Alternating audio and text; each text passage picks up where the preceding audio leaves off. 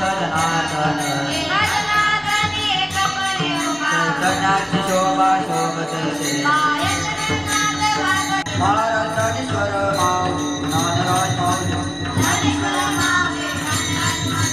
ज्ञानेश्वर माऊ ज्ञानराज माऊली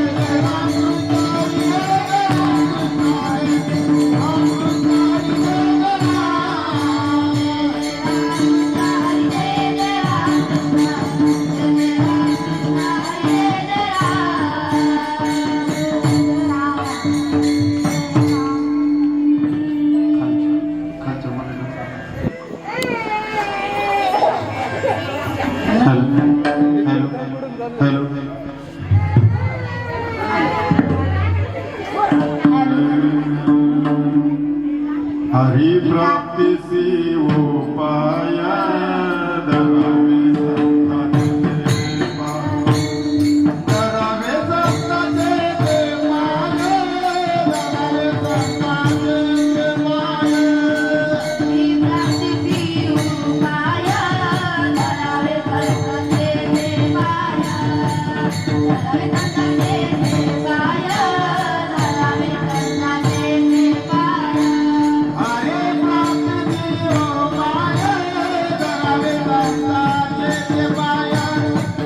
धरावे संतांचे पाय.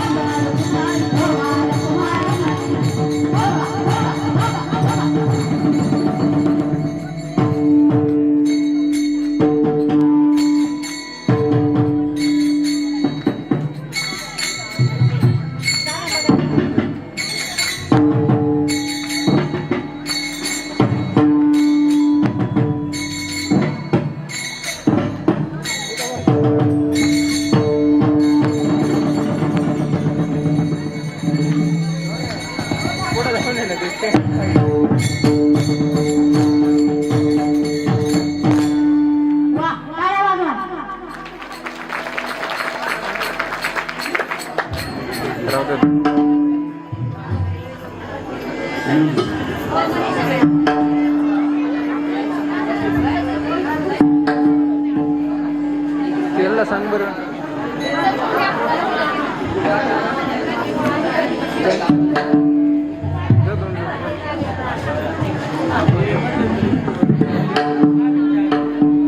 Hello hello hello hello hello hello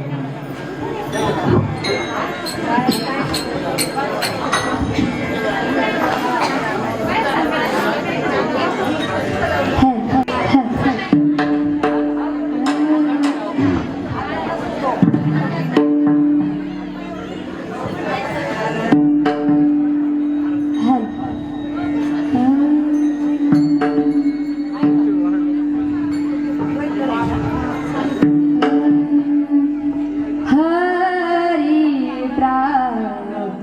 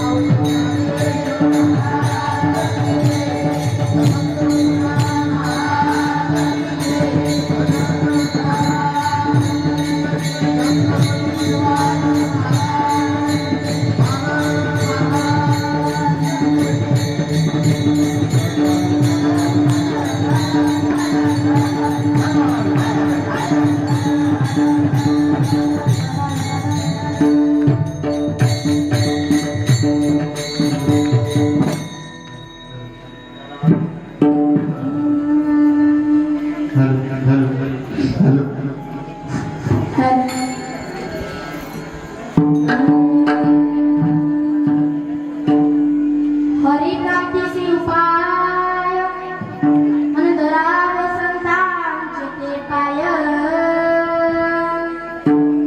तेने साधती साधने तुटती भवाची बंधने संता विना प्राप्ती नाही संता विना प्राप्ती नाही ऐसे वेद देती वाही तेने साधती साधने तुटती भवाची बंधने एका जनार्दनी संत एका जनार्दनी संत पूर्ण करीती मनोरथ तेने साधती साधने तुटती भवाची बंधने पांडुरंग प्रथम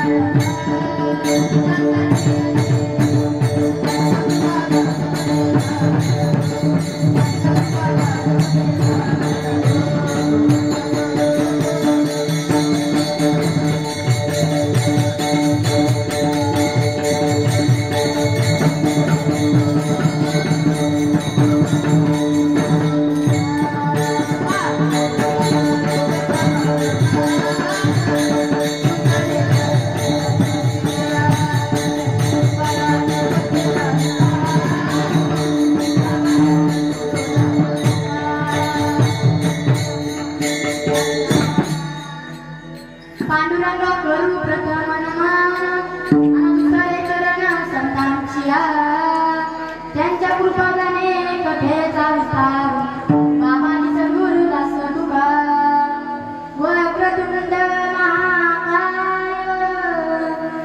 सूर्यकोटी समप्रभ निर्विघ्नं कुरुमे देव सर्व कार्येषु सर्वदा कलावं जीवोदया धावतारं कलाकांग पेज निकामनिवक्रं फलानि शबादा कनुदारदक्षं समानमूर्तिं भजे ज्ञानदेवं महायोगपीठे तटे भीमरत्न वरं पुण्डरीकाय दातुं मुनिते समागत दिष्टं कमानन्दकन्दं परब्रह्मलिङ्गं भजे पाण्डुरङ्गं या देवी सर्वभूतेषु मातृरूपेण संस्थिता नमस्तस्यै नमस्तस्यै नमस्तस्यै नमो नमः सर्वमङ्गलमाङ्गल्ये शिवे सर्वार्थसाधिके शरण्ये त्र्यंबके गौरी नारायणी नमोस्तुते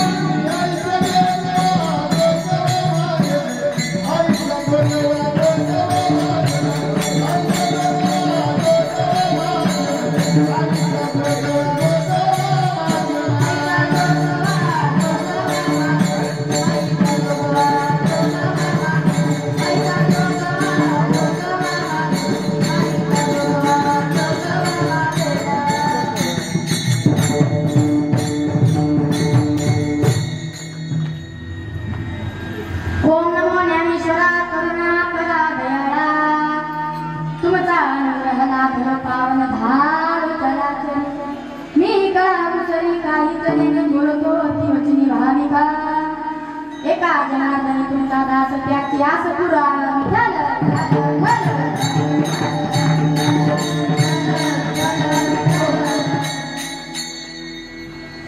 हरिप्राप्तीची उपाय धनाचे संतांचे ते पाय त्याने साधती साधले कुठती भवाची बंधने संता विना प्राप्ती नाही ऐसे वेद देते वाही त्याने साधती साधले कुठती भवाची बंधने एका जनार्दनी संत पूर्ण करीती मनोरथ त्याने साधती साधले कुठती भवाची बंधने आज या ठिकाणी या कार्यक्रमाचं आयोजन नियोजन संयोजन सर्वांना माहीतच आहे परंतु परिहार देणं हे वाक्याचं परम कर्तव्य आज या ठिकाणी परिहार देतो तो असा गांधीवाडी या ठिकाणी या वाडीमध्ये चालत असेल आपण हरिनाम सप्ताह आणि या सप्ताहाची आज मला दुसऱ्या दिवसाची कीर्तन रूपी सेवा माझ्या वाट्याला आली म्हणून मी सर्व सप्ताह कमिटीचे अध्यक्ष असतील सदस्य असतील सर्वांचे मनापासून आभार मानते तसेच माझे वडील असतील आणि तसेच माझे गुरुवारे महाराष्ट्रातील नामांकित कीर्तनकार हरिभक्त पारायण चौक आणि तुकाई रावसाहेब जाधव यांच्या गुरुकृपेने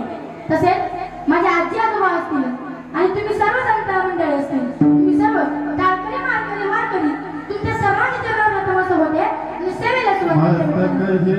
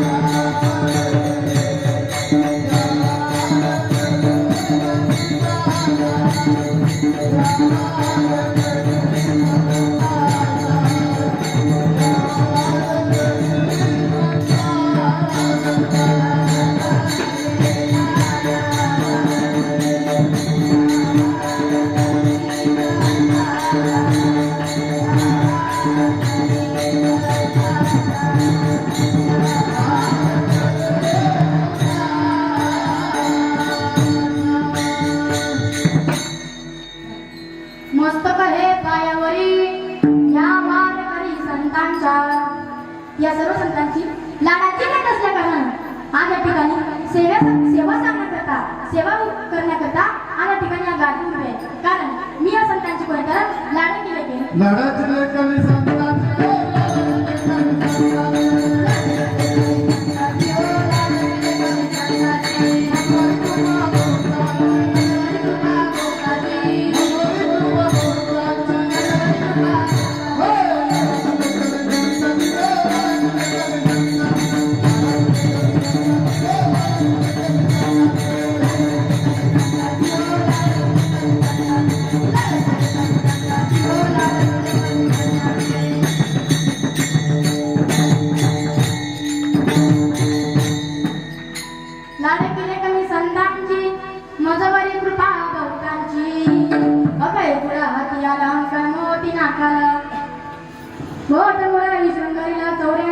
सिक्का केला तुका उतरला सहानिकेचा कौल दिला विठाल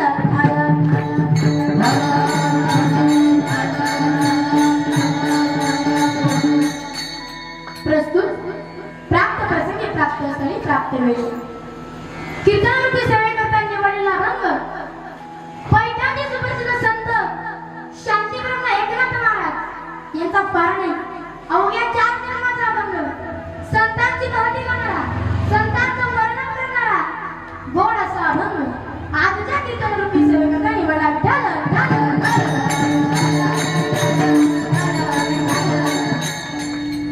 आता जगात बाबांचा अभंग मी आजच्या कीर्तनरूपी सेवेकरता निवडला त्या नाथ बाबांचा अधिकार इतका मोठा अधिकार नाथ बाबांचा स्वतः देवाने यावं 12 वर्ष केशव म्हणून 12 वर्ष माधव म्हणून आणि 12 वर्ष श्री खंड्या म्हणून देवाने चाकरी दिली आणि कावडीला ठेवले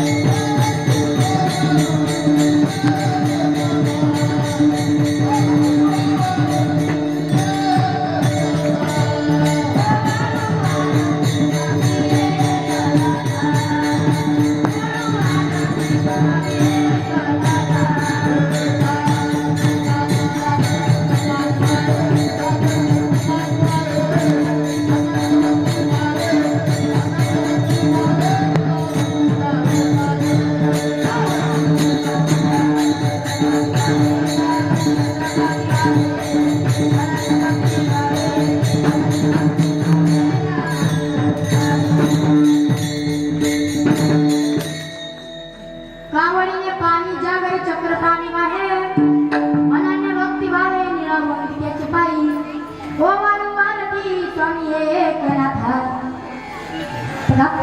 त्या नाथबाबांचा बंध आजच्या की तर सेवकाचा निवडला त्या नाथबाबांना अधिकार देवाने 36 वर्षी चाकरी केली देवानं नाथबाबांच्या घरी कावडीने पाणी वाहिले इतका मोठा अधिकार नाथ महाराजांचा होता आणि त्याच महाराजांचा भंग आजच्या की तर सेवकाचा निवडला विठ्ठल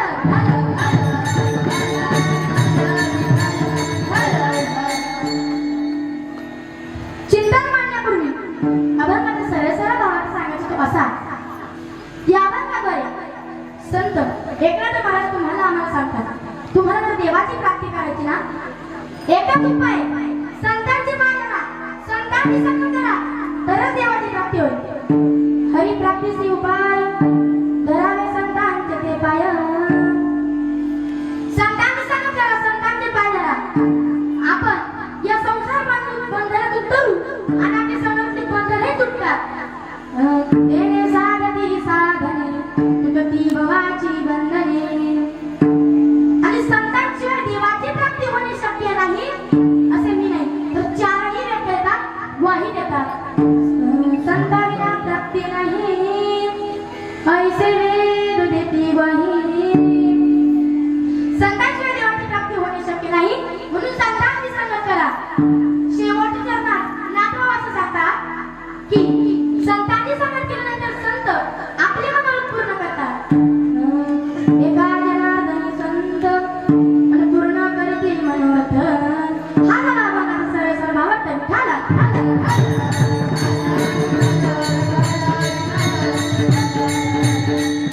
म्हणजे नाथबाबा आपल्याला असं का सांगतो संतांची संगत करा संतांचे पाय धरा तरच देवाची प्राप्ती होईल मग का हो तुम्ही म्हणत नाही मग संत कोणाला म्हणायचं चातुर्याला पाहून महत्वावरती पिसे पण मिरवी आवडली जे स्वतःचं चातुर्य लपवून ठेवतात पिसे पण कसे तर आवडीने मिळवतात त्यांना या जगामध्ये संत म्हणतात कारण संत ही पदवी जगामध्ये सगळ्यात श्रेष्ठ आहे कारण संसार साधकापेक्षा संसारामध्ये साधक श्रेष्ठ साधकापेक्षा सिद्ध श्रेष्ठ सिद्धापेक्षा कोणी श्रेष्ठ नाही तर सिद्धापेक्षा संत श्रेष्ठ बघा परमात्मा यांच्या तुलनेमध्ये कमी पडू शकतो कारण भक्त वैष्णव आणि संत यांचा क्रम कसा लावायचा बघा सन्मार्गवर्तनी संत तदरूपेण विद्या विनय वृद्ध सएव वर्तत इति संत म्हणजे सन्मार्गाने वर्तन करणारे देवस्वरूप असणारे विद्या व विनय यांच्यामध्ये परिपक्व दर्शन आणलेले त्यांना संत म्हणतात ज्यांच्यामध्ये शांता महानता वास करते जनकल्याणाकरता जे अवतीर्ण झाले जिकडे जातील तिकडे वसंतसारखे वातावरण निर्माण करतात त्यांना संत म्हणतात ज्ञानेश्वर महाराजांनी ज्ञानेश्वरीमध्ये फार गोड वर्णन केले ते चालते ज्ञानाचे बिंब तयाचे अवयव सुखाचे कुंभ येर माणूस पण का भांब लौकिक भाव म्हणजे ज्ञानेश्वर महाराज सांगतात की ते चालते ज्ञानाचे बिंब तयाचे अवयव कोण आहेत सुखाचे कुंभ म्हणून संतांची संगत करा देवाचा पूजा करा कारण दया क्षमा शांती ज्यांच्या ठिकाणी वास करते ज्यांच्या ठिकाणी अधीन आहे त्यांना या जगामध्ये काय म्हणतात संत म्हणतात संत तोची गाना गाना जगी संत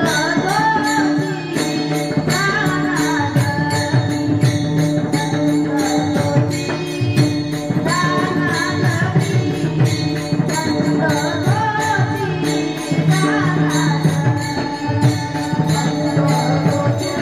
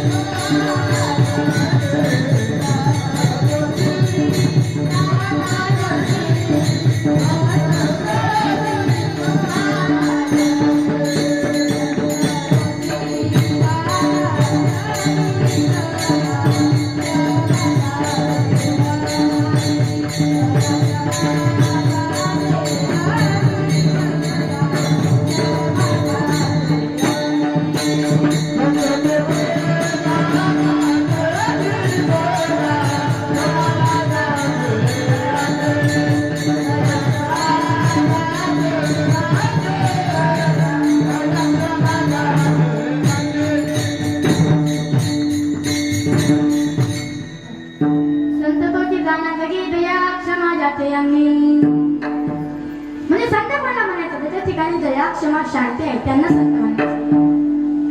तुम्ही म्हणता ताई फक्त श्लोकामध्ये आणि फक्त ओवीमध्ये संतांचं वर्णन आहे का? तर नाही. तुम्हाला एका दृष्टांतासह पटवून सांगते बघा.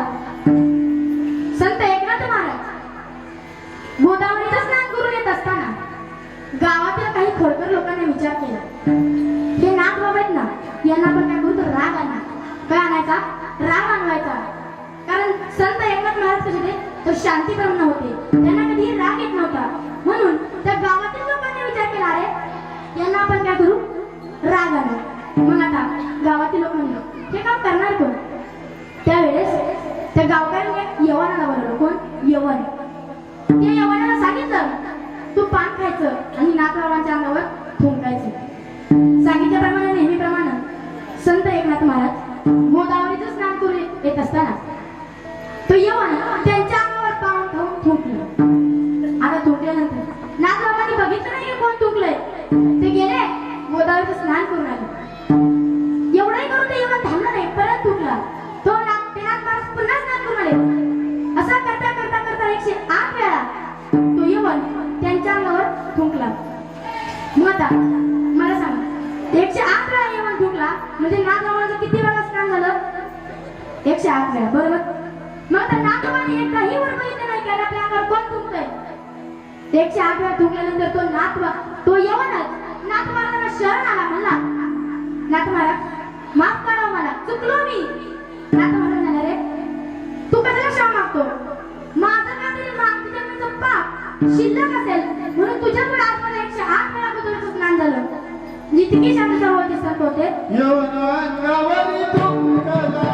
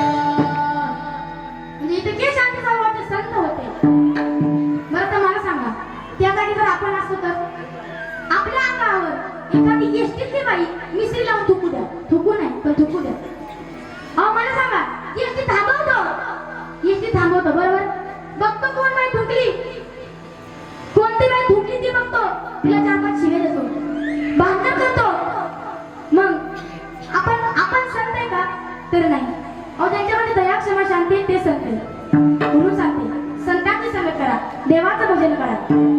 बघा संतांचे पाय धरल्याने काय होते? देवाची प्राप्ती होते. बघा ज्ञानेश्वर महाराज तीर्थयात हिंडता एकदा त्यांच्यासोबत मीरा त्यांच्या बहीण भावाने तर होतीच होती, पण त्यांच्यासोबत संत होते. कोण होतं? भानुदास महाराज होते. इत्यादी संत मंडळी त्यांच्यासोबत होती. मग तिथे हिंडता ते कुठे आले तर गोरबा काकांच्या गावाला येऊन थांबले.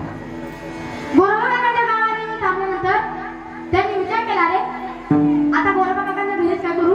मुक्काम करू. सर्वांनी ठरवलं. गोरबा काकांच्या घरी मुक्काम ठोकला. गोरबा काका म्हणाले, अरे वा तुम्ही सर्व संत मंडळी माझ्या घरी आलात. गोरबा काकांना अर्थातच धन्यता वाटली.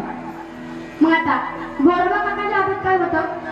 थोपटणं होतं. गोरबा काका कोण होते? कुंभार होते. मग त्यांच्या हातात काय होतं? थोपटणं होतं. ती लहानशी मुक्ताईने विचारलं, का हो गोरबा काका, हे तुमच्या हातामध्ये काय आहे?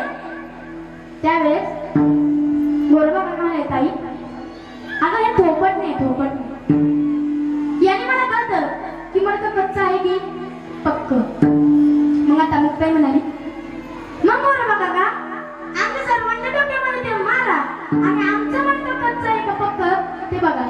अगर कच्चं असेल तर काय करा, होम करून भाजून घ्या. आता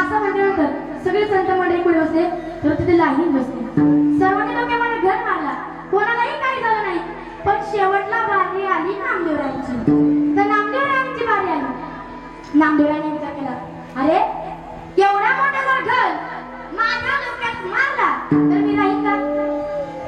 अहो मी मरण ना. त्यावेळेस हा विचार केला नामदेव आणि नामदेवराय जोरात पळू लागले. पळता पळता पळता विठ्ठलाच्या मंदिरात जाऊन थांबले. विठ्ठलाच्या मंदिरात गेल्यानंतर विठ्ठलाला म्हणाले, विठ्ठला अरे का रे माझा मार्ग कच्चा आहे का? त्यावेळेस भगवंत म्हणाले, हा नामा अरे तुझा मार्ग अजून कच्चाच आहे. त्यावेळेस नामदेवराय म्हणाले, कसं काय देवा, तुला सोडून तरी क्षणही थांबलो नाही, तुझ्यापासून तरी दूरही गेलो नाही, मग माझा मार्ग कच्चा कसा आहे रे? ते भगवंत म्हणाले, नामा हे बघ तुला अनुग्रह घ्यावा लागेल, तू आता जा. असं म्हटल्यानंतर नामदेवरायांनी डोळ्यात खळखळ अश्रू आले. भक्ताच्या डोळ्यामध्ये अश्रू बघून माझ्या भगवंताच्या डोळ्यात काय आलं, पाणी आलं. हो भगवंत रडू लागले आणि मोठ्या अंतकरणाने जड अंतकरणाने नामदेवराय तिथून निघाले आणि ओढ्या नाकाकडे गेले. तिथे गेल्यानंतर त्यांना वेसोबा काकांना भेटायचं होतं. मला खिडकीतून बघितलं की वेसोबा काका घरात आहे की नाही. बघितलं तर वेसोबा काका झोपले होते. कशावर? शिवलिंगीवर पाय ठेवून झोपले होते. आणि मग नामदेवरायांनी विचार केला, हे तर शिवलिंगीवर पाय ठेवून झोपले, यांच्याकडून आपण काय घेणार? असा विचार केला. नामदेवराय मागं फिरणार. तेवढ्यात विचार केला, अरे भगवंताने पाठवले, काहीतरी काम असेल, जाऊन बघू. त्यांच्याकडे एकदा जाऊन बघू नेमकं काय काम. गेले भगवंत नामदेवरायांच्या आत गेले.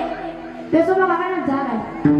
झोपलेले वेसोबा काका उठले आणि म्हणाले, हे बघ नामा, अरे बरं झालं तू आलास रे. हे बघ मी आता वयस्कर झालो, मला की नाही हालता येत नाही, उठता येत नाही.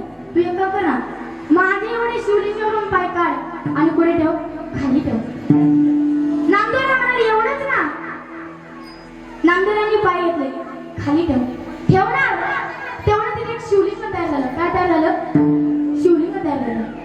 असं करता करता करता नामदेवरायांनी वेसोबा काकांचे पाय एकूण 12 ठिकाणी ठेवले आणि 12 ठिकाणी काय तयार झालं? शिवलिंग तयार झालं. त्यालाच नंतर ज्योतिर्लिंग असं नाव दिलं. नामदेवराय म्हणाले, अहो वेसोबा काका, अहो मला तुम्हाला तुमची तर भक्ती कळालीच नाही. हो नामदेवरायांनी डोळ्यातून अश्रू आले. नामदेवराय म्हणाले, अहो मला तुमची भक्ती कळाली नाही. हो त्यावेळेस नामदेवराय तिथून निघाले. चंद्रभागेमध्ये स्नान केलं. चंद्रभागेमध्ये स्नान केलं आणि भिक्षा आणली. काय आणली? भिक्षा आणली. भिक्षा आणली आणि एका ठिकाणी जेवायला बसले. जेवायला बसल्यानंतर भगवंत देवाच्या रूपामध्ये कुठे आले? तर चंद्रभागेच्या तीरावर जिथे नामदेवराय भोजनाकरता बसले होते. ते आल्यानंतर नामदेवराय म्हणाले, देवा अरे कोरडी भाकर का, तूप पण घे ना. त्यावेळेस भगवंताने तेथेच आपलं रूप प्रगट केलं आणि म्हणाले, हे बघा नामा, अरे तुझा अनुग्रह आता पूर्ण झाला. तुला काय मिळाला? अनुग्रह मिळाला. आणि तुझं मार्ग काय झाला? आता पक्क झालं. मग आता हे ऐकल्यानंतर नामदेवराय म्हणाले, माझा मार्ग कसं झालं? देवा खरंच रे, खूप आघात आहे तुझा महिमा. त्यावेळेस म्हणून सांगते, संतांची संगत करा, देवाचं भजन करा. कारण संतांची संगत केल्याशिवाय देवाची प्राप्ती होत नाही. आणि हरीची प्राप्ती म्हणजे देवाची प्राप्ती करायला असेल तर एकच उपाय, संतांचे पाय धरा, अभंगाच्या पहिल्याच्या.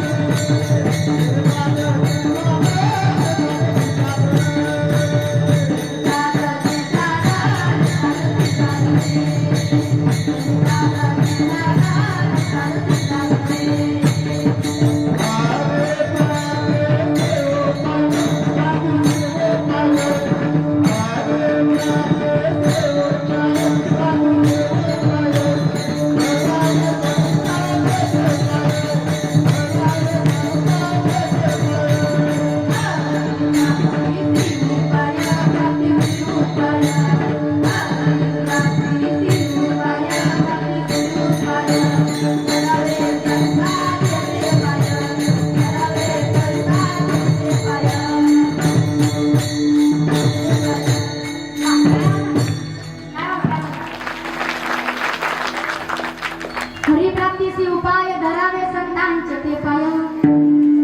म्हणजे संतांनी संगत केल्याशिवाय देवाची प्राप्ती होत नाही. कळलं? मग आता संतांनी संगत करा. संतांनी संगत केल्याने काय होतं? संतन की संग लागे रे हे अच्छी बने. संग लागे रे हे अच्छी बने. अच्छी बनेगी तेरी बिगड़ी बनेगी. अच्छी बनेगी तेरी बिगड़ी बनेगी. अच्छी बनेगी तेरी किस्मत खुलेगी. संग लागे रे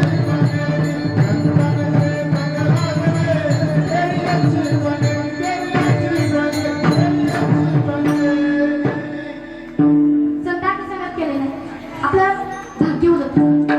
मग आता एक सांगते बघा, संगत कधी राजाने करू नका. संगत कधी राजाने करू नका. कधी नोकर बनून ठेवेल सांगता येत नाही. कधी नोकर बनून ठेवेल सांगता येत नाही. जर संगत संतांची केली तर कधी देवाची प्राप्ती करून देईल सांगता येत नाही. कधी देवाची प्राप्ती करून देईल सांगता येत नाही. म्हणून संगत संतांची करा. कारण संतांची संगत केलं आपण मरून चुकू शकतो. बघा एकदा एक राजा होता. राजा एकटा शिकारीला निघाला. एकटाच निघाला शिकारीला. जंगलात गेल्यानंतर दुपारची वेळ होती. भयानक ऊन पडलं होतं. राजाला काय लागली? तहान लागली. तहान लागली. मग राजा एका नदीच्या तीरावर गेला पाणी पिण्याकरता. पाणी पिण्याकरता नदीच्या किनारी गेला आणि नदीच्या किनारी तो पाणी प्याला. आणि मागे जाणार एका झाडाखाली गेला की साधू बाबा दिसले. कोण? साधू बाबा दिसले. साधू बाबा. आता तुम्हाला शिकायला जायचंच आहे ना, तर मग आधी साधू बाबांचे दर्शन घेऊ आणि मग पुढे जाऊ.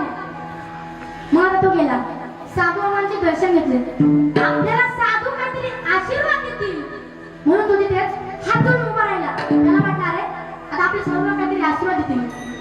पण त्या साधूचे लक्ष त्या राजाकडे नसून त्या नदीच्या किनारी असलेल्या एका दगडावर बसलेल्या बगड्यावर. आणि बगडा काय करत होता? त्या क्रियेवर होतं. मग बगडा काय करत होता? त्या नदीतून चोचीने पाणी घ्यायचा, दगडावर टाकायचा आणि आपली चोच घासायचा.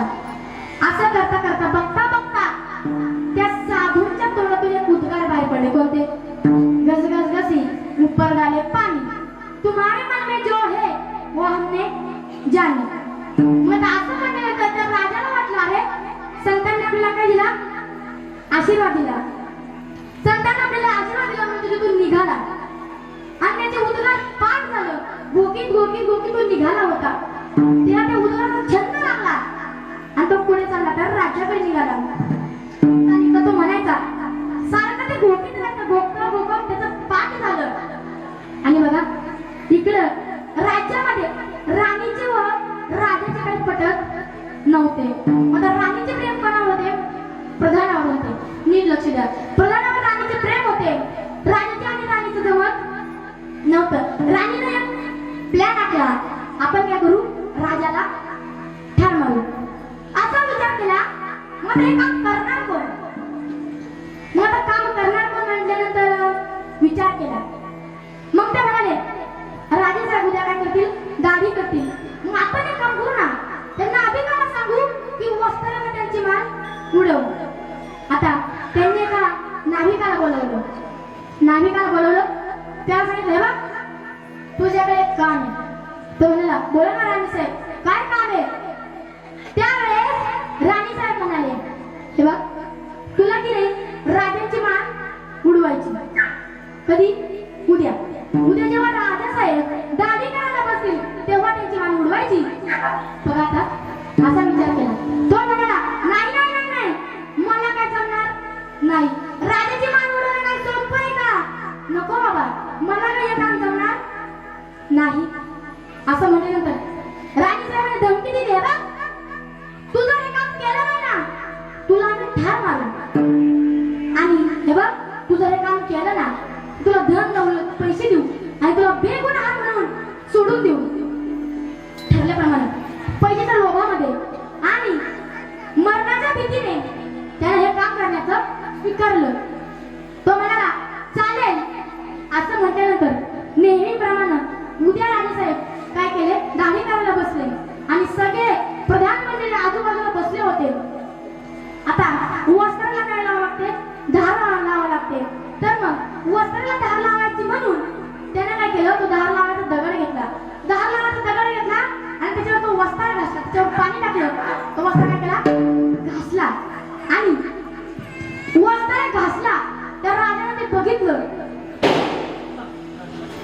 मग त्याला लगेच काय आठवलं? संतांचे उद्गार आठवले. काय आठवले? घस घस घसी ऊपर डाले पानी, तुम्हारे मन में जो है वो हमने जानी, तुम्हारे मन में जो है वो हमने जानी. असं म्हणल्यानंतर या नाभिकाला वाटलं अरे यांना आपल्या मनात काय कळलं? गुपित कळालं. बोला ना मला काय कळालं? गुपित कळालं. मग आता तो नाभी त्या राजाला काय केलं? शरण गेला. म्हणाला राजसाहेब माफ करा मला, चुकलो मी, असं पण करणार नाही. राजसाहेब म्हणाले अरे हा काय प्रकार आहे? त्यावेळेस म्हणाले नाही मला माफ करा, मी चुकलो, इथून पण असं करणार नाही. राजाला वाटलं आपण जर नाही म्हटलो तर हे काय आपल्याला सोडून देईल. मग आपण काय करू? जर काय माहित आहे असं काय करू? सोंग करू. मला जर काय राजा म्हणला हा हा मला माहितच आहे, पण तू काय कर, या सगळ्या प्रधानांसमोर सांग का प्रकार काय झाला. तेव्हा नावी म्हणाला घाबरत म्हणाला, त्याचा अंग सगळा थरथरत होतं. तो म्हणाला राजसाहेब राणी जेव्हा तुमचे पटत नव्हते तेव्हा राणीने सांगितलं उ असताना काय उडवा मान उडवा. असं म्हटल्यानंतर राजसाहेब म्हणाले अरे तुझी काय चूक नाही, तर राणीची चूक आहे आणि प्रधानाची चूक आहे. असं म्हटल्यानंतर राणीची आणि प्रधानाची गावातून काय आली? मिरवणूक काढली. गावातून त्यांची मिरवणूक काढली. अरे गावावर बसून मिरवणूक काढली, काय घोड्यावर नाही, कशावर? गाढवावर बसून मिरवणूक काढली. आणि त्यांना राणीतून हाकलून दिलं. म्हणजे बघा मानव दृष्टांत संपला. सिद्धांत एवढा संतांची संगत कधी वायाला जात नाही, आणि संतांची संगत जर केली तर आपल्याला अलाभ लाभ होतो.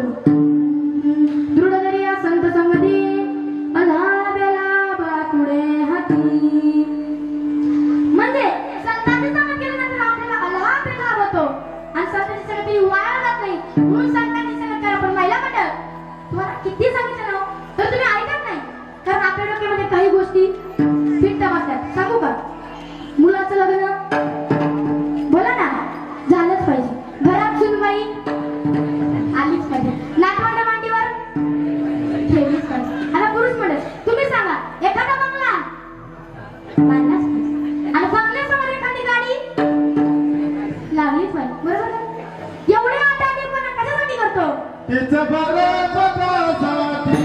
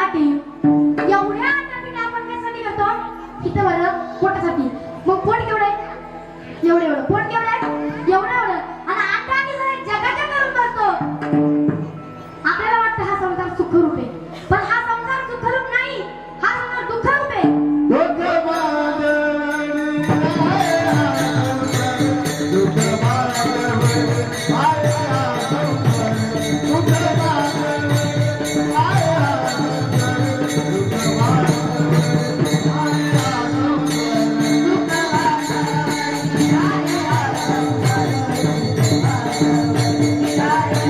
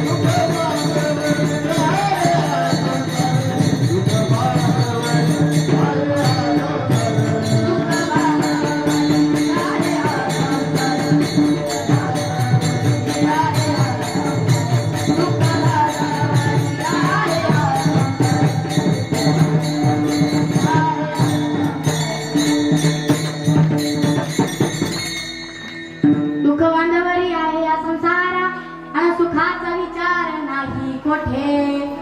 मग हा संसार कसा आहे तर दुःखरूप आहे आणि या संसारामध्ये सुखाचा विचार आज कोणी करतं का हो? तर नाही.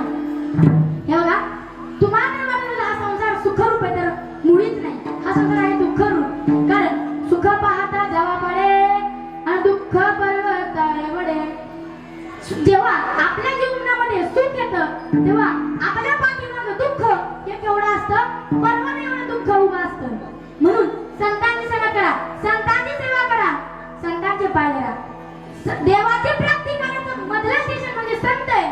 कारण तुम्हाला सांगतो बघा, शबरी माता त्या कोणत्या बिल्लीन कुळाच्या होत्या. शबरी माता मातंग ऋषींची अति भावे मनभावेने सेवा करायच्या, मनभावाने सेवा करायच्या, मातंग ऋषींची सेवा करायच्या. मातंग ऋषींनी प्रसन्न होऊन आशीर्वाद दिला की सांगितलं तुला स्वतः प्रभू रामचंद्र भेट द्यायला येतील. काय सांगितलं? प्रभू रामचंद्र भेट द्यायला येतील असं सांगितल्यानंतर शबरी माता खुश झाल्या. शबरी माता म्हणाला मला प्रभू दर्शन द्यायला येणार आहेत. त्यावेळेस शबरी मातांना आणि त्यावेळेस सीताचं हरण कोणी केलं होतं? बोला ना माझ्या मंडळ. सीताचं हरण कोणी केलं? रावणानं. बरोबर. सीता मातेच्या शोधामध्ये राम आणि लक्ष्मण कुठे गेले? जंगलामध्ये हिंडता हिंडता त्यांनी एक झोपडी बघितली आणि झोपडीमध्ये गेल्यानंतर त्यांनी शबरी मातेला काय दिली तर भेट दिली. शबरी माता म्हणाला प्रभू तुम्ही आलाय, माझं आज भाग्य उजळलं. उजळले भाग्याला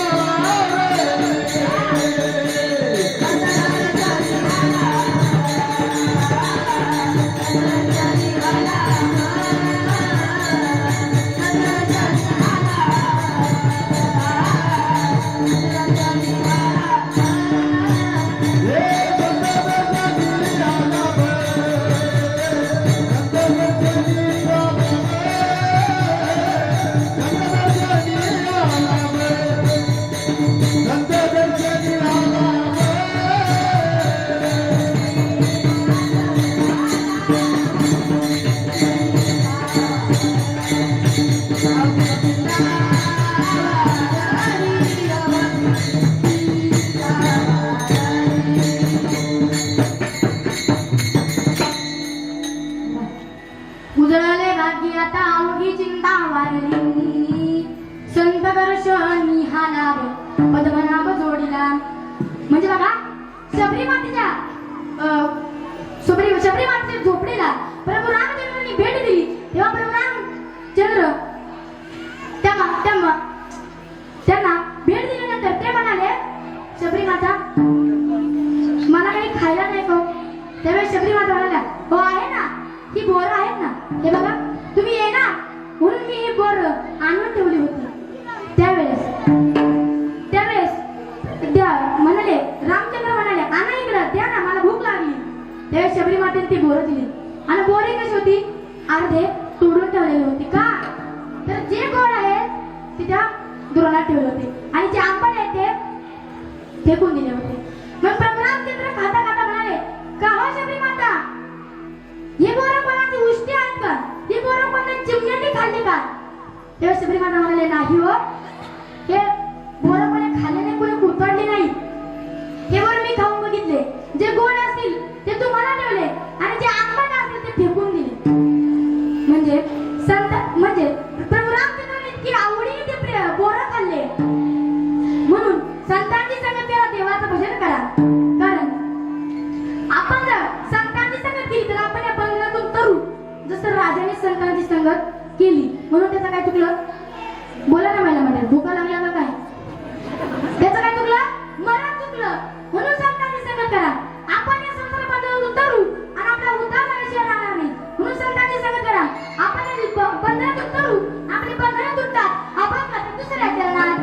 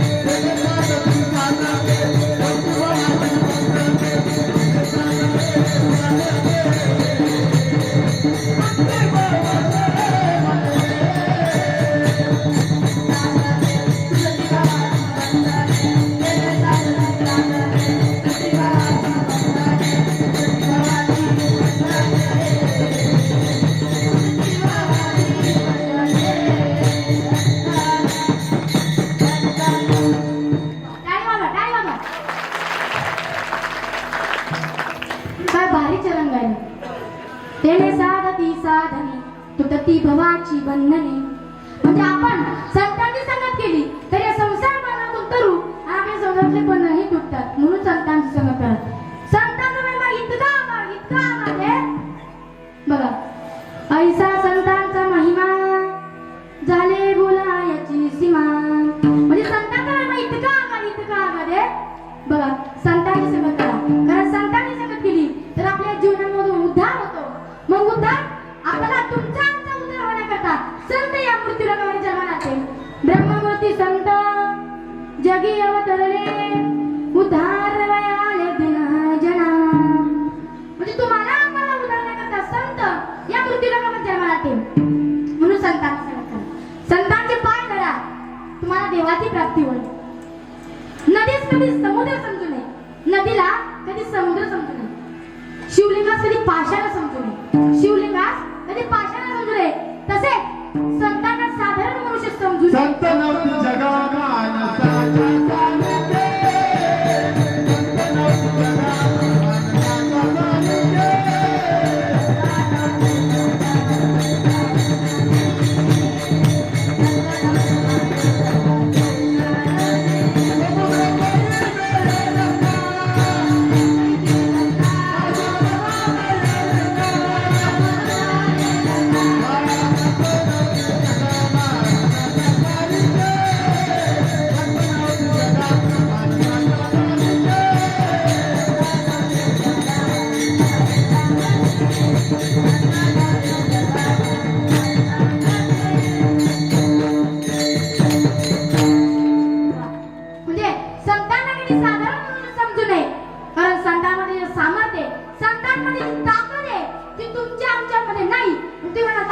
शकतो का? संतांनी जे कार्य केलं ते आपण करू शकतो का? बोला माझ्या मनात, करू शकतो का? नाही करू शकत. कारण मग तुम्ही म्हणाल, संतांनी काय केलं? संतांनी काय केलं? अहो ज्ञानेश्वर महाराजांनी रेड्यामुखी काय बोलवले? वेद बोलवले. रेड्यामुखी वेद बोलविला,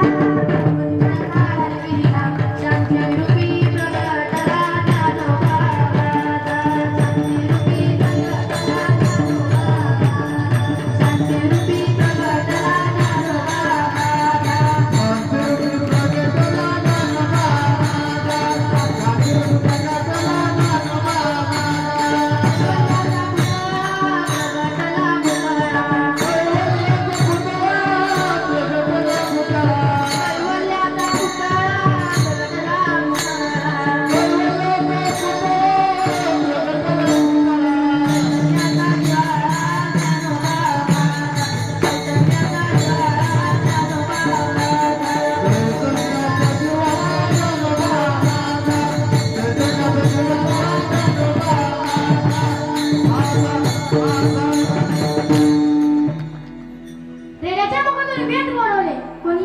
ज्ञानेश्वर महाराजांनी. अजून काय केलं ज्ञानेश्वर महाराजांनी? म्हैसपुत्री मुखी बोलविल्या श्रुती आणि चालविली भिंती बैसोनिया. ज्ञानेश्वर महाराजांनी रेड्याच्या मुखातून वेद बोलवला, त्याचबरोबर निर्जीव भिंतही चालवली. म्हणजे इतकी ताकद, इतकं सामर्थ्य संतांमध्ये. संत एकच, फक्त काय वेगळे? प्रतिमा वेगळी. देव ते संत, संत ते देव आणि निमित्त त्या प्रतिमा. म्हणजे देव ते संत आणि संत ते देवच. म्हणजे फक्त काय वेगळे? प्रतिमा वेगळी. तुम्ही संतांचं भजन करा, देवाचं भजन करा, एकच आहे. पण आता मला सांगा, आपण संतांची संगतच केली नाही. तुम्हाला जर वाटतंय ना आपल्या जीवनामधून उद्धार व्हावा, तर एकच उपाय, संतांची संगत करावी लागेल. आणि बघा, 4 वेद, 6 आणि 18 पुराण हे हरीचं गुणगान गातात. चौवेदी जाण शै शास्त्री करण हरीची गाती. म्हणजे 4 शास्त्र, 4 वेद, 18 पुराण आणि 6 शास्त्र हेही काय करतात? हरीचं गुणगान गातात. मग आपण संतांची संगत करायला काय हरकत आहे? मग संतांची संगत करा, कारण संतांशिवाय देवाची प्राप्ती होणे शक्य नाही. आपण मध्ये तिसऱ्या चरणात संत विना प्राप्ती नाही, संत विना प्राप्ती नाही, संत विना प्राप्ती नाही,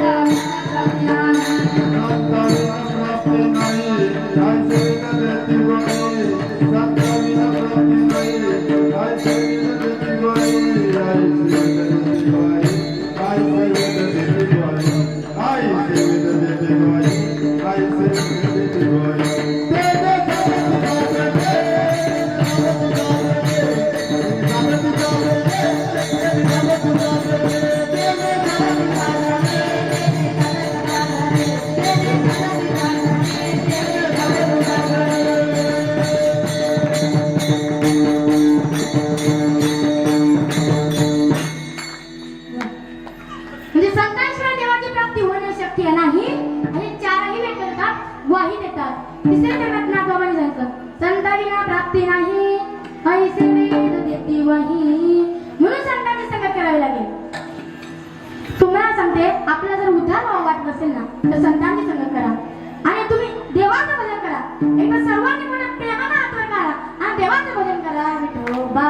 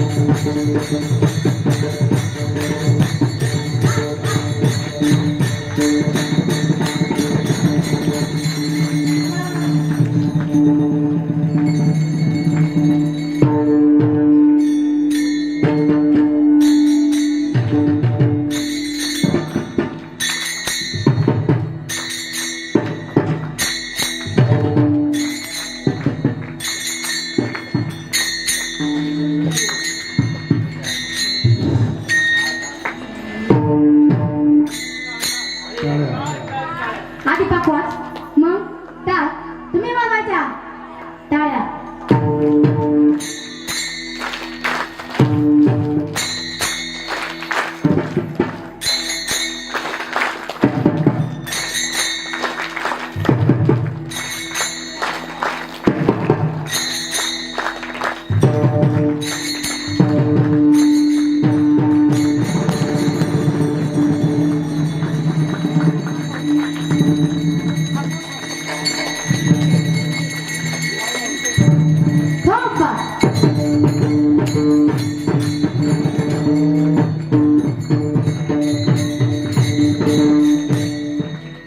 कसं वाटतं आता देवाचं भजन करून चांगलं वाटतंय ना म्हणून देवाचं भजन करायचं सगळे तुम्हाला कितीही सांगितलं ना तरी तुम्ही ऐकत नाही कारण तुमचा आमचा जीव गुंतलाय कशामध्ये फक्त पैशामध्ये अहो आज आपण पैशासाठी एकामेकाचं प्राण द्यायलाही मागे पुढे बघत नाही तू काय माणूस वर्णन करतात तो का म्हणे धना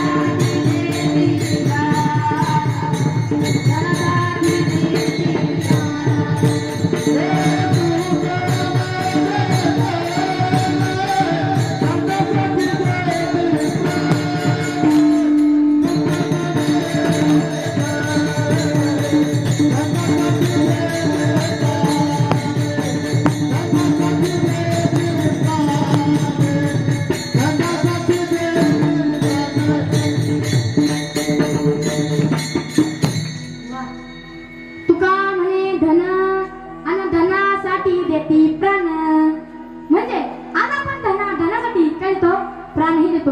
आज या ठिकाणी एवढे महान मंडळी या ठिकाणी उपस्थित राहिले यांच्याकडे जोरदार टाळ्या. काय होतं जोरदार काय होतं बघा आपला मुद्दा कोणता होता धनाचा देती प्राण म्हणजे आज आपण एकामेकाचा जीव गेलाही मागे पुढे बघत नाही हो. पण मला सांगा एवढा पैसा कमवून आपण आपल्या सोबत येणार आहे का बोला ना झोपल्या बाबा आहे नाही येत ना कुणाला इथंच होतो पैसा मग देह कोणाचा आहे काळाचा आहे धन कोणाचा आहे कुबेराचा आहे तुकाराम महाराज म्हणतात तुका देह हे काळाचे आणि धन कुबेराचे आणि ते मनुष्याचे काय आहे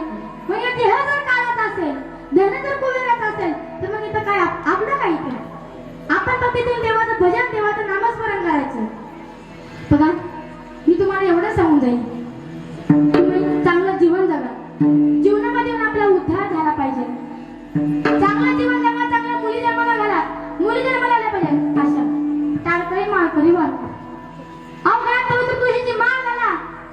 एक वाक्य सांगून जाईल, नीट ऐका.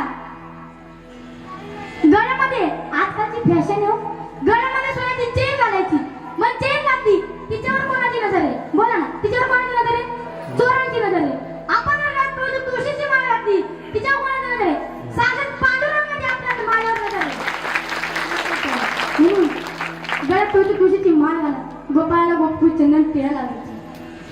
आणि मुली असेल मला, कन्या आईसी तरी घेईल तैसे मेरा मुक्ताबाई. मुली असेल मला तर मीराबाई मुक्ताबाई झाला बाई. चांगलं जीवन जगा, चांगल्या मुली जन्माला घाला.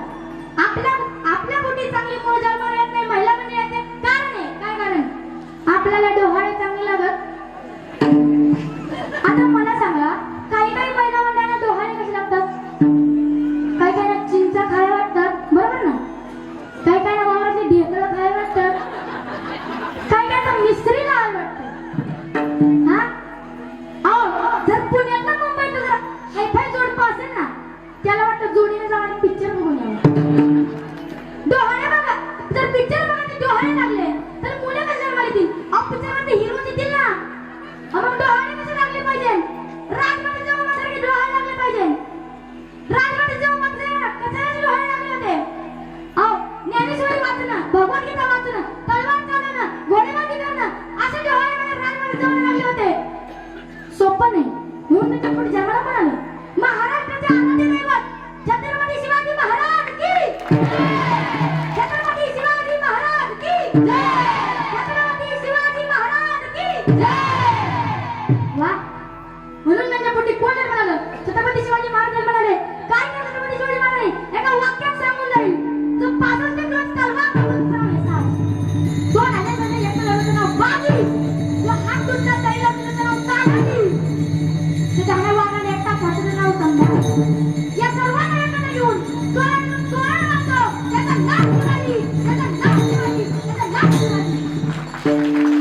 बरोबर ना? काय केलं छत्रपती शिवाजी महाराज? अरे आपले किती जरी जन्म भेटले तरी उपकार शिवरायांचे पिटणार नाही. एवढे आपल्या उपकार शिवरायांचे. बघा, सागराचं पाणी कधी आटणार नाही. सागराचं पाणी कधी आटणार नाही. माऊलींचे पाणी सुटणार नाही. हा जन्म काय? हजारो जन्म भेटले, उपकार शिवरायांचे पिटणार नाही. उपकार शिवरायांचे पिटणार नाही. उपकार शिवरायांचे पिटणार नाही. अहो, 1000 जन्म भेटतात ना, 1000 जन्म भेटले तरी उपकार शिवरायांचे पिटणार नाही. इतके उपकार शिवरायांचे आपल्यावर आहे. आणि एक सांगून जाईल, छत्रपती शिवाजी महाराज सोपं आहे कोणाची उभं करणं. जिजामाता म्हणाल्या, जिजामाता काय म्हणाल्या? अहो, माझे वडील थोर रघुवीर म्हणाले, हवा वेगाने नव्हती, हा विरुद्धचा वेग होता. हवा वेगाने नव्हती, हा विरुद्धचा वेग होता. अन्याय विरुद्ध न्याय होता. आता माझा हा लाखांच्या जगात होता. आता माझा शिवा लाखांच्या जगात होता.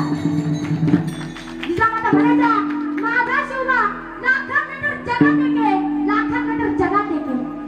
जिजामाता म्हणाल्या, माझ्या पोटी इतके शिवरत्न जन्माला आले, ज्यांनी फराठीचं तोरण बांधलं. जिजामाता म्हणाल्या,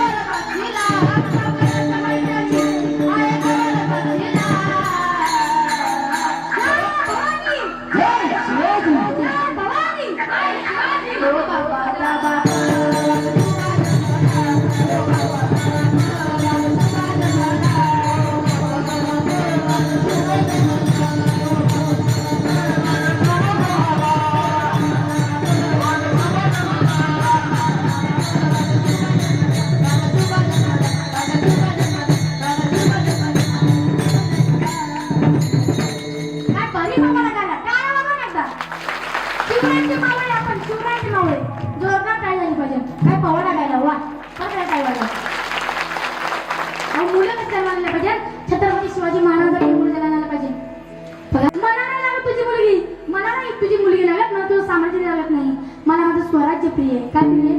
स्वराज्य प्रिय आहे.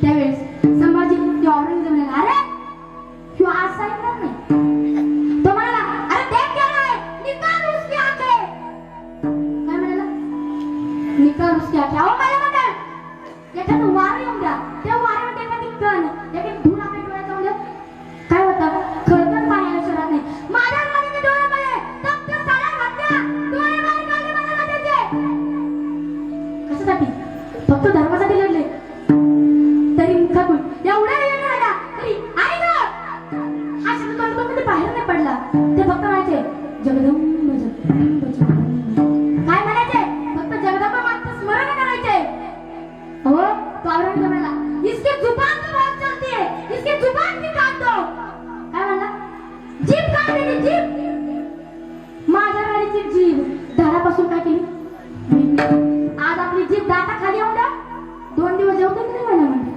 माझ्या गाडीची जीभ काढली ती जीभ सोपं आहे का चांगलं थोडंसं खर्चटलं थोडंसं तिथं दुःख दिलं ना मला म्हणत काही करतात नाही आपल्याला थोडंसं पाणी जरी पडलं काही लागलं थोडं धक्का लागला तरी आपण रडतो मोठे मोठ्याने माझ्या राजाच्या अंगावरली सगळी सालपट काढली काय काढली सालपट काढली पहिला म्हणत अहो एवढा करून थांबला नाही त्याच्यावर मीठ चोळलं काय केलं मीठ चोळलं एवढं करून नाही थांबलं गरम पाणी वरलं अंगावर किती वेळ झाले असतील जीभ काढली तरी जगदंब जगदंब कसा कामाला कोणतो शब्द बाहेर पडायचा जगदंब मातेची कृपा होती त्यांच्यावर हो माझ्या आजीची सालपट काढली कातडे काढले अंगावरले पण तरी संभाजी महाराजांनी आपलं प्राण आपलं धर्म दिला नाही दिला अहो आपल्या पायाला ठेच लागली चालता कधी ठेच लावून द्या ती वेदना होतात 2 दिवस चालते नाही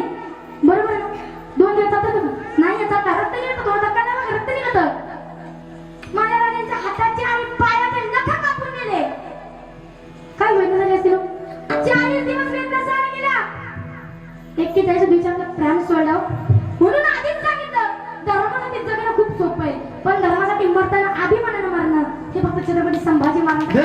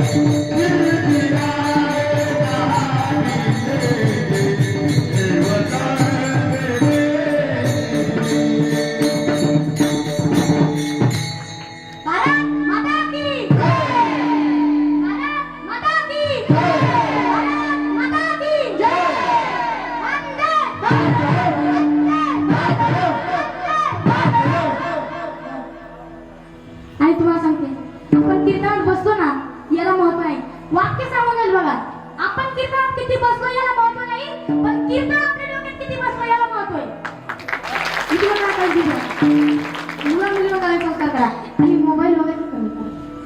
मोबाईल इतका घातक आहे, जेवढा चांगला तेवढा घातक आहे. जेवढे चांगले परिणाम तेवढे वाईटही परिणाम आहे. बघा, मोबाईलचा वापर जरा कमी करा. कारण बघा 2 मिनिटं गेली फक्त तुमचे. मोबाईलचा वापर कमी करा. बघा एक गृहस्थ होता, एक मुलगा होता, 22-23 वर्षाचा मुलगा होता. एसटीत बसल्यानंतर त्याच्या शेजारी एक बाबा बसले. ते तिकीट काढलं आणि त्यानं जे मोबाईल मध्ये तोंड घातलं ते वर काढलंच नाही. त्या बाबांना विचारलं, अरे तुला कुठे जायचं तुला? 1 तास झाला एसटीत बसलाय. तो मुलगा तर आगावच होता. तुम्हाला काय करायचंय? त्यावेळेस तेव्हा म्हणाले, मला काय नाही करायचं, सांग ना कुठे उतरायचं तुला? तेव्हा म्हणाले, मला अमुक ठिकाणी उतरायचंय. आणि तेव्हा म्हणाले, तुझं गाव येऊन अर्धा तास झालं, तुला अजूनही तपासणार नाही. तुला आधीच म्हणलं होतं, तुला मोबाईल इतका पुढे घेऊन जाईल कळणार नाही. म्हणजे याला इतका मोबाईल आताच पुढे घेऊन आला तर भविष्यात किती पुढे येईल विचार केला. म्हणून सांगते माझा मोबाईलचा वापर कमी करा. आणि आज या ठिकाणी बघा माझ्या कीर्तनाची वेळ संपली, पण मग आभार मानणं हे माझं परम कर्तव्य. बघा आज या ठिकाणी नाचूक कीर्तनाचे रंगी आणि ज्ञानदीपा लावून दिली. आज माझे बाबा या ठिकाणी जेव्हापासून कीर्तन सुरू झालं तेव्हापासून माझ्या बाबा कीर्तनामध्ये नाचत जोरात आहे. बाबा काय होता ज्यांनी या गाण्यासाठी साथ दिली. आपण गातो त्यांनी इतका भारी प्रमाणे गायला, कोणतंही प्रमाण न चुकता गायलं, इतकं मस्त प्रमाण गायलं. वा महाराज एक जोरदार टाळ्या. आणि माझ्याच सोचतील, माझ्याच विद्यार्थी, माझ्याच मैत्रिणी, माझ्याच वर्गातील मैत्रिणी असतील यांच्यासाठी एकदा मयुरीताई आणि पायलताई जोरदार टाळ्या वाजवा. आणि भारी गायला वाच. आणि माग टाळ घेऊन उभा असणाऱ्या माझ्या मुली, माझ्याच मैत्रिणी आहेत, त्यांच्यासाठी जोरदार टाळ्या वाजवा. आपल्याच गावची ज्ञानेश्वर त्यांनी मुलकर यांचं काल कीर्तन झालं, त्यांच्यासाठी एकदा जोरदार टाळ्या. छान कीर्तन केलं. एका विनेकराची माझी आजी 2 दिवसापासून कीर्तनामध्ये उभी की विना घेऊन एवढा सोपा नाही परवडतं. एकदा आपल्याला जोरदार टाळ्या वाजवा. आणि तुळशीवाला काकू असतील माझ्याच काकी, एवढ्यासाठी जोरदार टाळ्या वाजवा. ज्यांचा पखवाज महाराष्ट्रामध्ये दुमदुमत आहे असे मृदुंग सम्राट विष्णुकांची महाराज मुली यांना जोरदार टाळ्या वाजवा. छान मृदुंग वाजवला. महाराज तुमचे मनापासून आभार. आणि तुम्ही सर्वजण 10 गावचे पाहुणे माझ्या कीर्तनासाठी उपस्थित राहिले तेव्हा तुमच्यासाठी जोरदार टाळ्या वाजवा.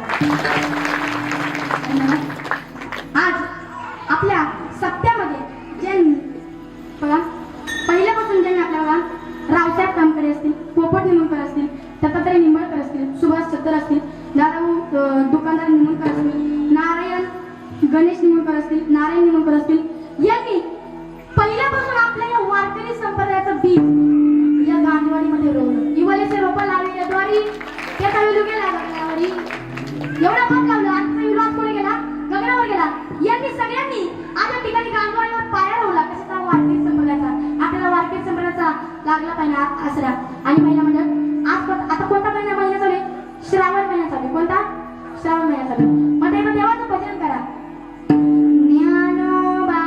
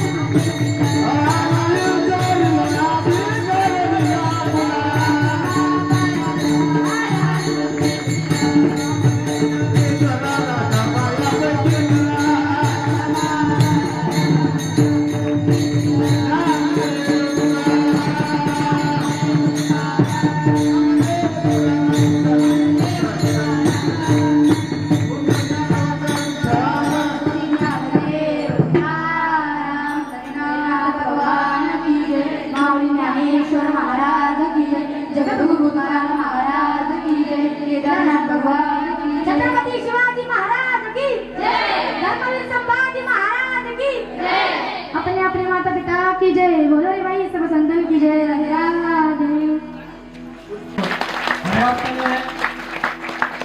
गांजीवाडीची आणि गांजीवाडीची आणि निश्चितच तामकडे परिवार असेल आणि सर्व गांजीवाडी ग्रामस्थांची मान गौरीताईंनी सुद्धा या ठिकाणी उंचवलेली आहे परमार्थाच्या रूपाने आणि माता पिता त्यांचे आज तात्यांनी हे बीज रोवलं आणि त्याच्या साक्षीदारांना मी पहिल्यापासून इथं त्यांच्याबरोबर पहिल्यापासून आणि त्यांच्याच वंशातील कुणी कन्यापुत्र आज खरोखर कीर्तन अगदी व्यवस्थित कीर्तन झालं। आज आमच्या गावामध्ये मी म्हणतो 3 कीर्तनकार होते, आज 5 कीर्तनकार झाले आणि संगीत विशारद आज आमचे द्वारकानाथ पांढरे तर संगीत विशारद बसलेले, त्यांची चिरंजीव तबल्याला विशारद झालेली, माझी नाक सुद्धा गायनामध्ये विशारद झालेली आणि विनायक तावकडे यांचा मुलगा सुद्धा पखवादामध्ये विशारद झालेला आहे। आम्हाला काळजी पडली होती पुढली पिढी कशी काढायची, पण परमेश्वराने आम्हाला साथ दिली। ह्या ताईंची, ह्या दोन्ही ताईंची यापुढे उत्तर प्रगती हो अशी मी सर्व ग्रामस्थ गांजी वगैरे आणि तसे सर्व सकळ वारकरी संप्रदायामार्फत त्यांना शुभेच्छा देतो आणि थांबतो। रामकृष्ण हरी। त्याच्या वतीनं या ज्या 2 कन्या आहेत यात एकाच वर्षामध्ये इथपर्यंत आलेल्या आहेत, एकच वर्ष झालेलं आहे या संस्थेमध्ये येऊन। यांचे गुरु इतके महान, मुलीच अशा घडवल्या, तेव्हा गुरु कसे असतील याचा विचार करा। आज मलाही आनंद होत आहे, मी या मुलींना घेऊन आलोय, मलाही खूप आनंद झालाय। आज मी त्यांच्या आजीच्या, आईच्या, वडिलांच्या, यांच्या दादांच्या इतके आनंद अश्रू त्यांच्यामध्ये पाहिले। आम्हालाही शाश्वतीने या मुली आज इतक्या छान रात्री निमंत्रण ज्ञानेश्वरीने अतिशय सुंदर कीर्तन केलंय आणि आजही या गौरीताईने इतके सुंदर कीर्तन या ठिकाणी केलंय। मी या अनिताताई जाधव यांचे गुरु यांच्या वतीनं या 2 कन्यांना अतिशय सुंदर आणि इतक्या उंच पदावर जातील या मुली, इतक्या उंच पदावर जातील आणि विशेष म्हणजे शाळेमध्ये सुद्धा 1 नंबरने या 2 विद्यार्थी आहेत। 60 विद्यार्थी आमच्या संस्थेमध्ये आहे, या 2 विद्यार्थी टॉप मध्ये आहे, शिक्षणामध्ये टॉप मध्ये आहे आणि कीर्तनामध्ये टॉप मध्ये आहे, म्हणून मी तुमचे 2 मिनिटं घेतलेले। प्रमुख डॉक्टर श्रीकांतजी पडारे यांना यांच्या वतीने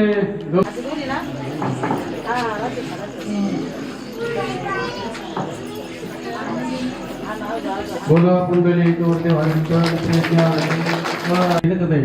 त्याचा त्यांनी स्वीकार करायचा आहे। बोला कुंडली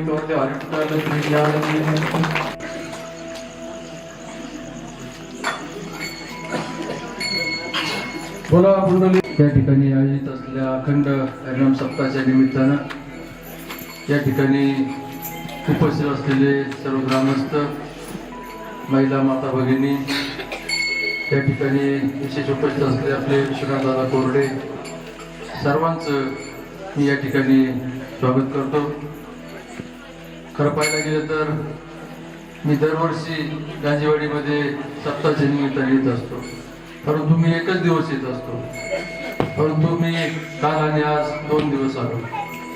याचं मुख्य कारण म्हणजे आपल्या गांजीवाडीच्या 2 कन्या, तो नुसता त्यांच्या आई वडिलांचा अभिमान नाही तर आपल्या सर्वांचा अभिमान असलेल्या त्या 2 कन्या, आमचे मित्र दादाभाऊ निमकर यांची कन्या ज्ञानेश्वरी आणि आमचे दुसरे मित्र मनोज तामकडे यांची सुकन्या गौरी, हे दोघींचेही 2 दिवस कीर्तनरूपी सेवा आपल्या समोर संपन्न झाली आणि दरवर्षीपेक्षा यावर्षी मला हा फरक जाणवला की दरवर्षी गर्दीत पण थोडी कमी असायची आणि उत्साह पण कमी असायचा, परंतु यावर्षी आपल्या या 2 कन्यांचं कौतुक करण्यासाठी आपली गांजीवाडी आणि परिसरातून आपण सर्वच जण मोठ्या उत्साहाने या ठिकाणी आलेलो आहोत आणि अतिशय भरभरून असा प्रतिसाद आपल्या या 2 लेकींच्या कीर्तनरूपी सेवेला दिलेला आहे।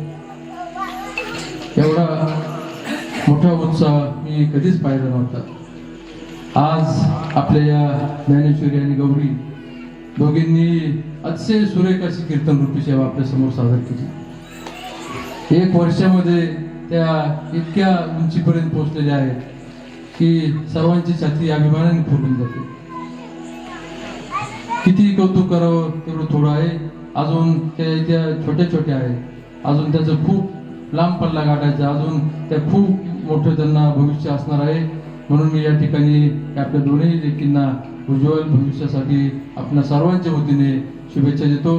त्यांचं कीर्तन रूपी सेवा ऐकताना त्यांच्यातला जो कॉन्फिडन्स होता, आत्मविश्वास होता, तो अतिशय भरभरून होता.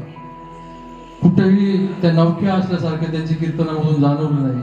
अतिशय चांगल्या पद्धतीने ही कीर्तन रूपी सेवा केली आणि मी जी भावना व्यक्त करतो तीच आपल्या सर्वांची भावना आहे. सर्वांच्या मनामध्ये आहे, फक्त ती बोलून दाखवायची मला या ठिकाणी संधी मिळाली.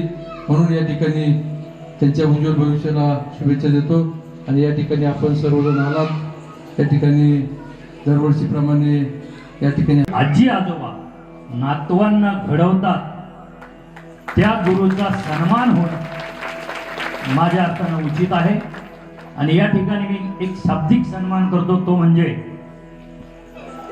आमचे मित्र कैलासवासी गंगाराम जाधव, ज्यांचं उद्या पुण्यस्मरण आहे. त्यांना स्वतःला हरिभक्त होता आलं नाही, कीर्तनकार होता आलं नाही, म्हणून त्यांनी काय केलं असेल तर कीर्तनकार सून पाहिली आणि त्या सुनेच्या हाताखाली आज गौरीताई आणि निमोणकर आणि या सर्व मुली तयार होत आहेत. हा आम्हा सर्वांना अभिमान आहे. परंतु आपण सर्वांनी 19, 20 आणि 21 साल अनुभवले. काय होतं 19, 20, 21 पर्यंत? भयंकर कोरोना होता.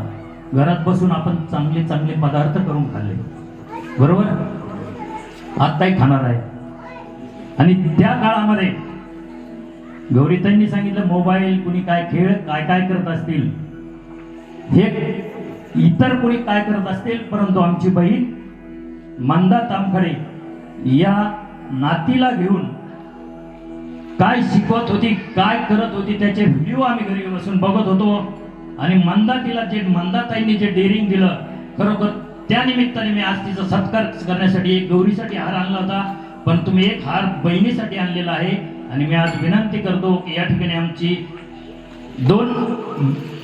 4 भगिनीपैकी 2 भगिनी उपस्थित आहे, परंतु मी उषाताई पादीर, नारायण पाटील जपे आणि बापूसाहेब गायकवाड यांना विनंती करेन की त्यांनी येऊन मंदाताईचा सन्मान करावा. जो मंदाताईंनी जे व्यासपीठ दिलेलं आहे, खरं ती रडली. माझ्याकडे तिचे व्हिडिओ आहेत, फोटो आहेत. तिला आनंदाचे अश्रू येत होते आणि त्याचा हा सत्कार खरं तर मी म्हणेल या 10 तारीख आहे.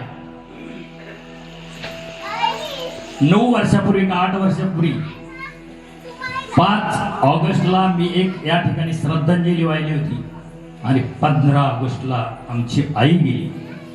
मी 10 दिवस अगोदर सांगितलं होतं की आमच्या आईची परिस्थिती वाईट आहे आणि 15 ऑगस्टला माझ्या आईचा 8वं पुण्यस्मरण आहे. या